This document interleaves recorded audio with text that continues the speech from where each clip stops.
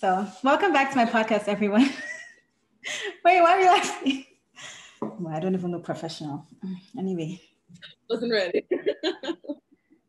What you can.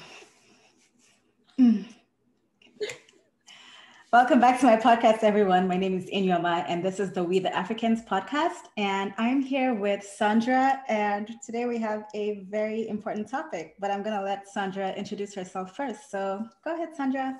So, Sandra Banjoko here. I am a marriage and family therapist, almost to licensure. I am currently working on my PhD in couples, families, and systems, but my area of concentration is actually right now Christian sexuality, which is fascinating. I am born in Lagos, raised partially in Lagos. Got transplanted to New York, and now I'm in Cali. Yoruba by tribe, Yoruba by nature, Yoruba by how much I love money. What else is there? And yeah, so I'm just living my best life as a therapist, and that's what I do. When did you move to the United States? Like, how old were you? Okay, so moved here when I was, I believe, 1. And then we moved back. You know those jokes when everyone thinks it's like joke. Then your friends are like, "Oh, if you misbehave, we're gonna send you back." I high key feel like that's what happened to me. I moved back to Nigeria when I was 8 years old, and then I came back when I was 16 for college, and I've been here ever since. So you went to like high school in Nigeria, like secondary school? I went to secondary school. I went to primary school. Did you go to boarding school or was it? I was in boarding school. You got the full experience. Full experience, yeah. Wow. Yeah. You're a child of the soil.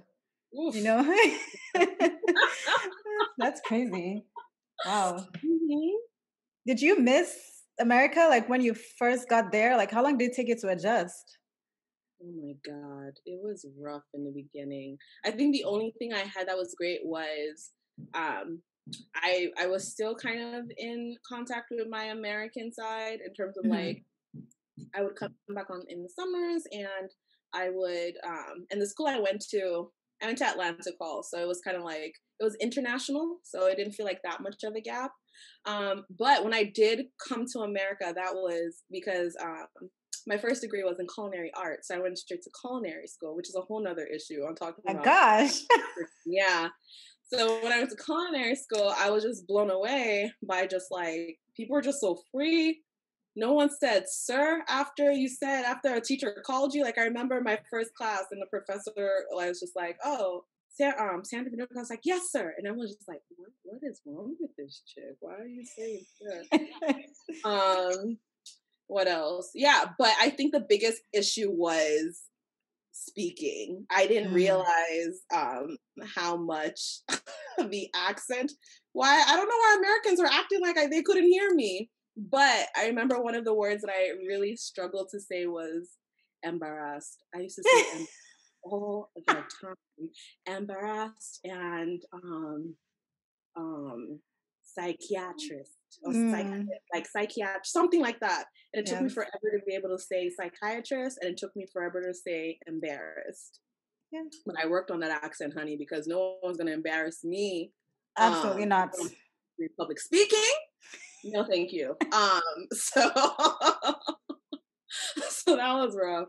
And just like little things here and there, just like cultural things, even food, that was rough because they'll put food in front of me and I'll be like, what is this? Nonsense. I don't know if I never saw eggplants in Nigeria, but I never did. I don't see my mom ever looking at an eggplant and being like, we're taking that home, even today.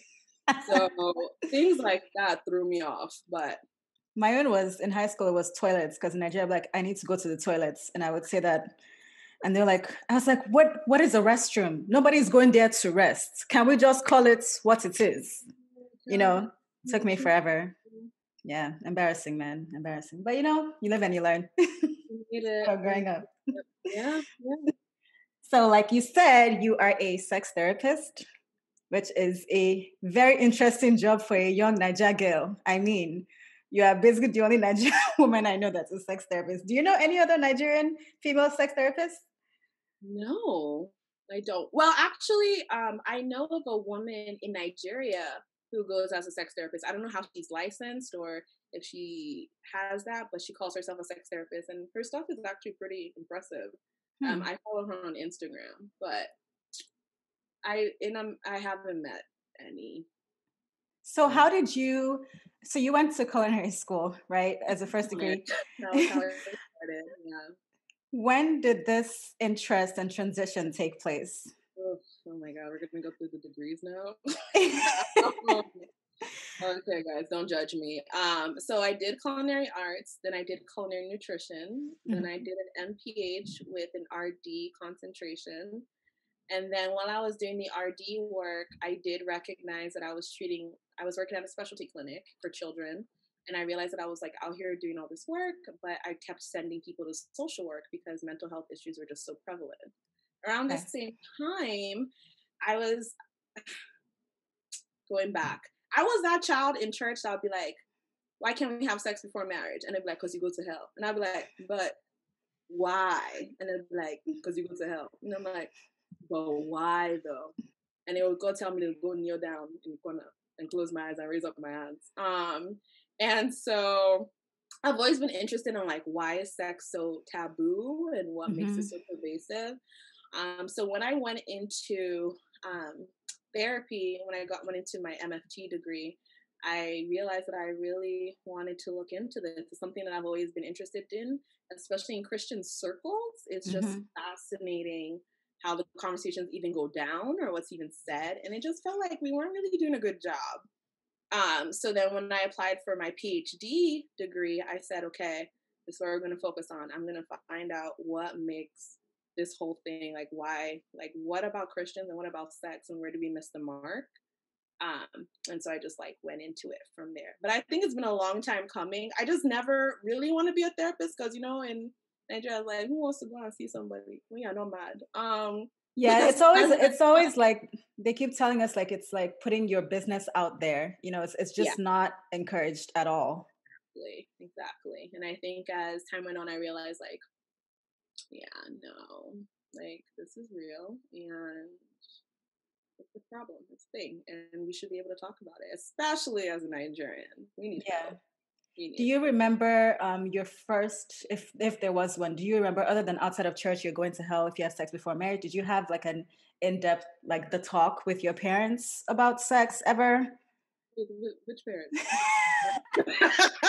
My own, the one that I came out of, those ones. No. Yeah, no. What? First of all, Nope. what's a sex? How do you know what's sex? First of all, I would never forget when I remember it was when I was in JS2, or maybe it was JS2, and I had a conversation with an auntie, and she was like, don't let a boy look at you. Don't let him touch you. Once a boy touch you like this, bakam, pregnant. Pregnant. You're just How pregnant. scientific.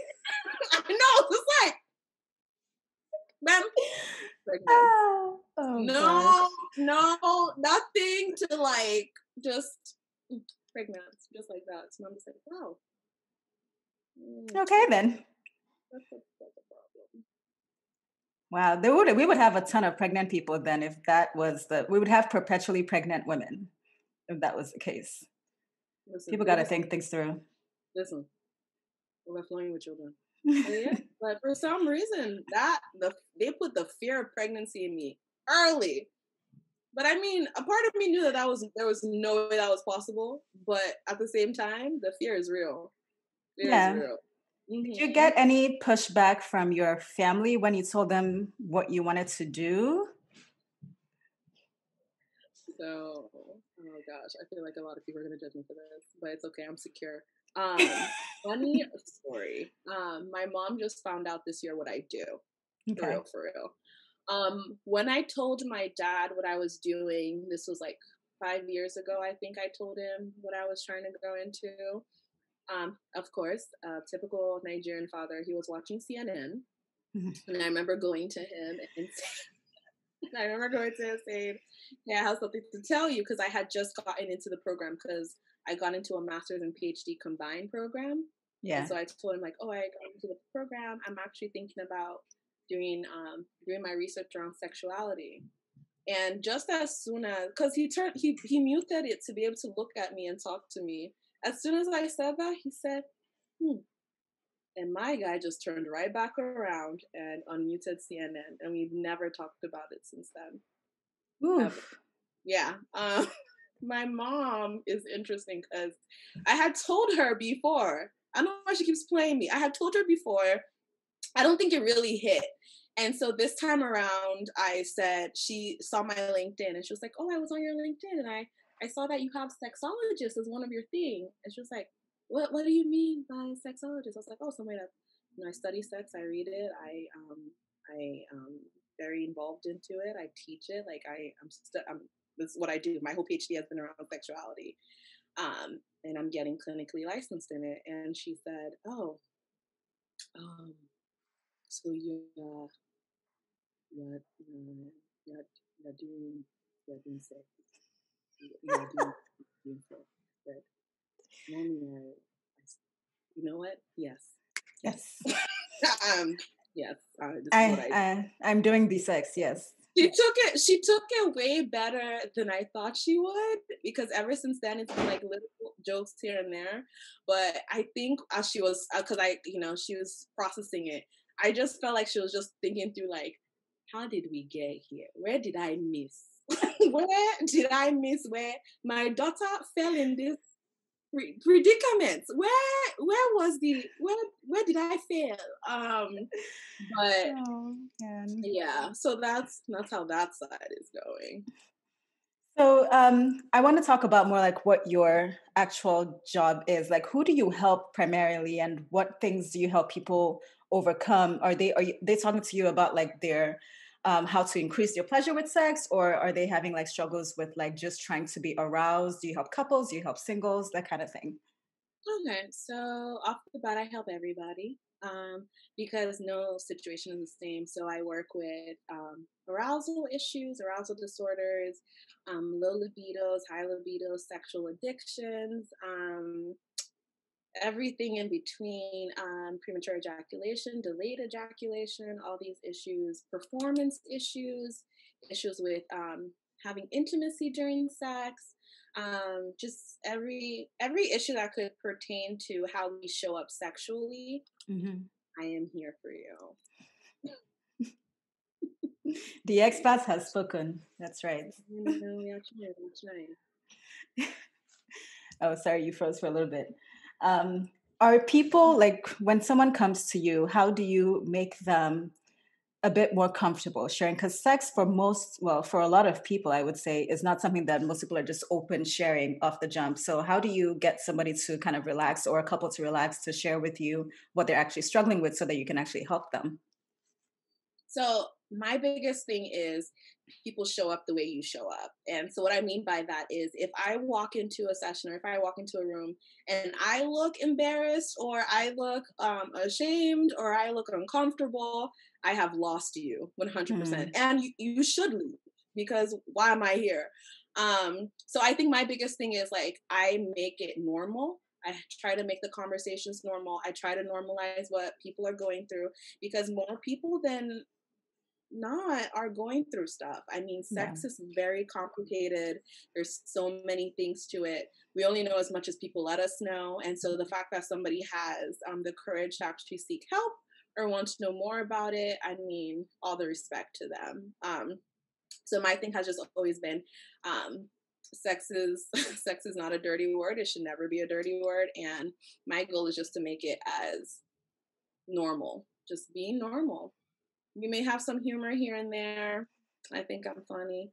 Just just things around. But I think the biggest thing is recognizing that sex is normal and it should be treated as that, no matter what the issue is. So how did So you yeah. kind of rewire your brain to have a more open approach to sex, coming from the background that we come from, where sex is either not discussed, or it's like very, very taboo, or it's just like don't do it until you get married, and don't talk about it even after you get married, kind of. So how did you rewire your brain to just start thinking differently? Mm, great question. Oh gosh. Hmm. Okay, so I was just like, whoa, okay, that's a great question. So I think a big part of it, surprisingly, is my Christian background. Mhm. So my thing has always been when I heard about it being bad, or just it was just always set in a very negative, like very scary light. But funny enough, for guys, I never heard them being threatened. And so I always used to be like, yeah. And Make it so make sense, you know? that didn't make sense to me. And so I think as time went on and just hearing about this God that made everything good and everything that God has made is good. And there's a whole Song of Solomon that apparently I wasn't supposed to read. I read it. And I was just like, well, if this God who is so good and is so gracious and is so great designed sex, why is it going to kill me? Or why would I Right. burn in this everlasting fire because I wanted sex? At this point, I had no idea or concept of what sex was, really. But Mhm. I had an idea of what it was, but I didn't understand what it was. Because I was like, at this point, I think I was around 8, 9. Why do I know that at that age? Blame America. And so, and then as time went on, and I grew up and I started questioning more things. And I think the book that really changed it for me, I think I was 18 or 17 when I found it. It was called The Meaning of Marriage by Timothy Keller. I know it's random, it's a marriage book, but when they talked about what marriage was about and why it was created and all these things, and which is a whole nother topic. But like he really focused on the wedding vows and things. And then from there I just started thinking like, where does sex fit in this whole picture? If as a Christian, right, we're supposed to wait till marriage for sex. So where does sex Mhm. fit in this whole picture? And then I realized that no one has ever really said why. Like it hit me like a ton of bricks. Like no one ever said why we can't have sex. It was Mhm. always you're going to hell, God doesn't like it, you shouldn't have before marriage, but no one ever said why. And so I really spent time looking into the whys, and then I realized like, dang, we have done a big disservice to like ourselves. And Mm. so I started getting more involved in conversations around it with my friends. At this point now, my friends are dating, getting married, all these things. And the conversation was the same, whether they were married, whether they were engaged, whether they were single, whether they were dating. Sex was just this heavy thing of like, I can enjoy it, but it's in secret. I can enjoy it, but then I can't tell these people. Or if I do it, I have to just be labeled a slut for the rest of my life. And again, our brothers, nothing. Not a thing. No, nothing. So, and if they did, they were like, don't let Jezebel lead you astray. Because it's only me that can lead you to Satan. You can't go by yourself. So, things like that, which I could get into for hours. But I think the more I started pushing and pushing, and I think in college, having the opportunity to like talk to people who are not Nigerian, because I went to undergrad in Rhode Island. And so just having this conversation with the people from different cultural backgrounds, different races, and realizing like, dang, like different country, but we all in the dark here. Yeah. And so I think it just made me realize how much we don't know, but we think we do. And Hmm. so that just made me want to get even more educated. And I just started reading books about it, and things like that. And so Wait, things like, so yeah. you're saying that we can't learn all we need to learn about sex from the movies? Because I feel like that's a great education. The movies are not accurate? Movies that will show you, first of all, nobody was awkward in the beginning. Everyone took off their clothes in a swift motion. Absolutely. He penetrated immediately. For some reason, no one is wet, but she's wet enough. Like, what are we doing? And so you're now having sex like, no, I'm out here just gushing everywhere. No, honey, you wet, you wet, you wet. You can slide in, slide out. That's what's happening here. Um, and let's not even go into porn. That's a whole other issue. But Yeah. I think that the way sex has been shown is very sterile. So Hmm. sterile, nothing fault can go in. The perfect body, perfect movement, perfect orgasm sound.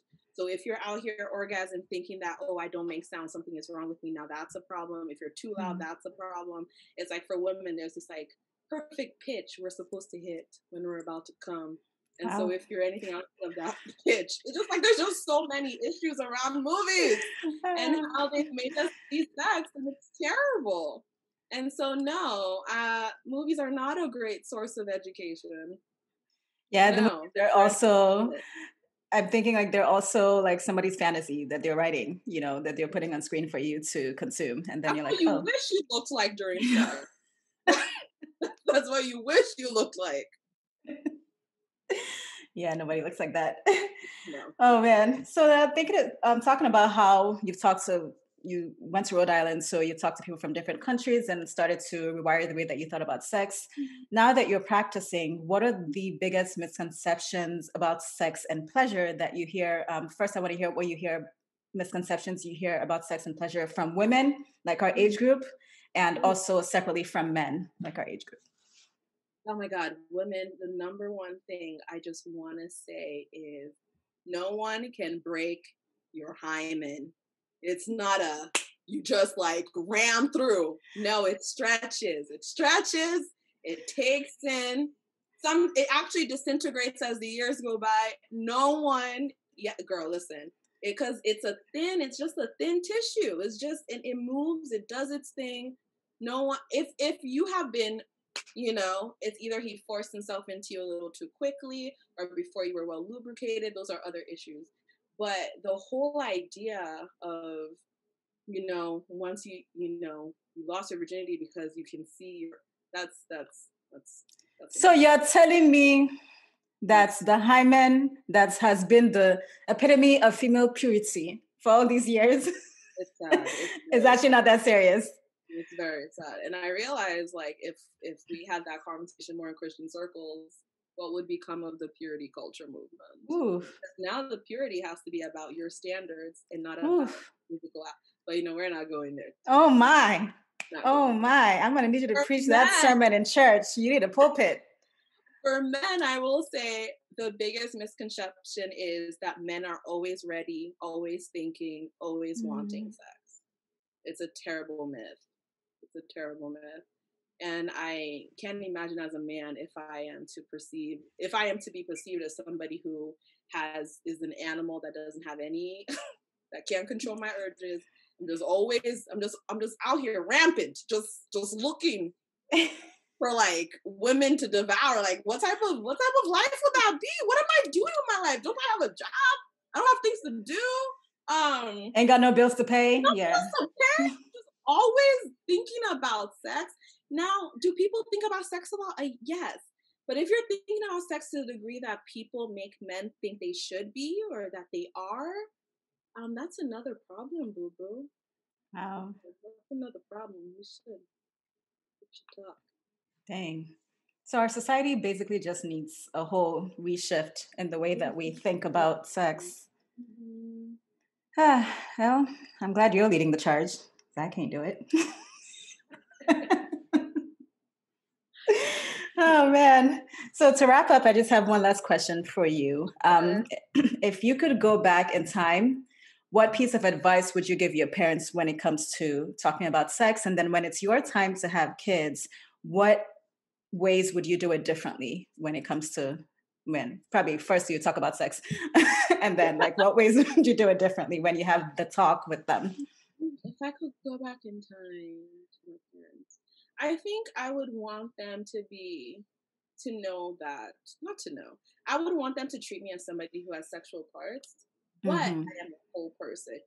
I don't know about other people, but I think that the fear of knowing that my child is sexual makes it that they're like, it's like you see this child as this person and their sexuality is separate from them, versus that if I was able to have a childhood in which my sexuality was integrated with me a little bit earlier, I wouldn't have to go out to find answers. I wouldn't have to go to bad places to find answers.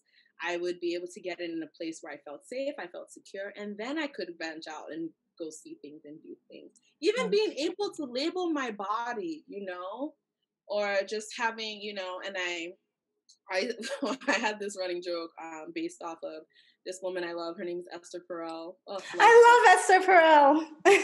And she said a joke in one of her podcasts. I don't know, but I kind of remixed it to be like, you know, you don't when someone is like, oh, my throat is hurting, you don't like, if someone wants to say like, oh, my neck hurts, you don't say, oh, my throat is hurting. So the same way, you shouldn't be saying my vagina when it's your vulva.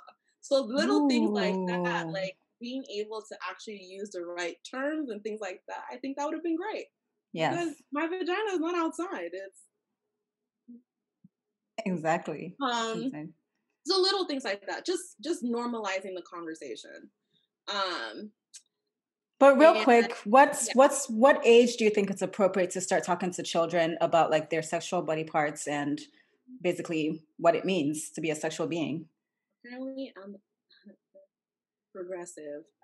But I think as soon as they start labeling body parts, especially for females, I think there's so much shame around, our genitalia. And even like, I can think about moments where like I have been with other people that they're potty training their girls, and they'll say like, don't put your hand there too long, or don't touch it, or whatever, right? And it's kind of like, if I like, for me, I believe that as soon as you can say like breast, that you can say tummy, you should be Hmm. able to say like, oh, that's my vulva. I don't see why you can't. Oh, that's a penis on a boy. I don't see why you can't. Because I think what people are so afraid of is that giving up not too much knowledge too soon is irresponsible. But I think holding back knowledge so early is irresponsible. Yeah. Let them, it's their body, let them own it. And so again, I think my biggest thing is just normalizing the Hmm. body, normalizing the conversations. And I mean, of course, I'm not going to be talking to a 4-year-old about, the penis goes in the vagina, and like, no. But Yeah. does mommy have a vulva? Yes, she does. She's female. Does daddy have, things like that? Like, I think, you know, or if mommy is not female, that's a whole nother issue. But You're I right. think being able to identify like body parts, I think that is like such a powerful gift that I think if we had been given that opportunity, I say we, I mean like women that didn't have that opportunity, I think we would have grown up a little more secure. I agree. Yeah. A lot less shame would be a part of, 100. conversations about sex and your Mhm. body, because Mhm. sometimes you're afraid to even explore your own body. You're just like, oh, this is forbidden. And meanwhile, it's your own body, Own you know? body. Yeah, so we have women that don't even know where their clitoris is, things like that. And it's just like, it sounds funny when you're making jokes, but it's actually Hmm. very sad that you have a body that you don't even know. You don't even know what's there. Yeah. Like you've never even looked. We're not even talking about touching. Like you've never even looked. Like you don't know what you have. Wow. So I think that's just I think for females, I think that's one of the things that I mourn the most is that we have body parts that we don't even know. Yeah. Mhm. Well, hopefully Nigerian parents or people who are having children can listen to this conversation and maybe start to change the way that they think about sex and pleasure and talking to their children and their peers about it so that we can have a less secretive society about something that is so important and that's something that happens literally in every household, I hope, for your own pleasure. They did it to make me. That's all I know. Exactly. I was a combination of two things. And Yes. mhm. And there are millions of Nigerians in the world. So millions of people are having sex. So Yeah, let's talk yeah. about it more and normalize it, as Sandra says. So Sandra, if someone is looking to hire you as their sex therapist, where can they find you? How can they contact you? Right now, if you put in Sandra Banjoko Psychology today, you will find me. Unfortunately, at the moment, I am only working with people in California, and I'm only doing telehealth. But yeah, Psychology today right now, and if you put in my name, you'll find me on Okay. there. So I'm gonna put Sandra's information for you to see and for you to find and to contact. Contact her if you're in California. and she's accepting clients that are in California, and she's doing telehealth. So thank you so much, Sandra, for talking to me about sex, for making it a pleasurable conversation, not one that is uncomfortable. And I've learned a lot. I always learn a lot from you. I think it's wonderful. And my future husband and my children are going to benefit from this conversation. Amen. Amen. Thank you. And thank you for watching this podcast. Thank you for listening. Please share, like, and subscribe. And I will catch you on my next podcast. Bye.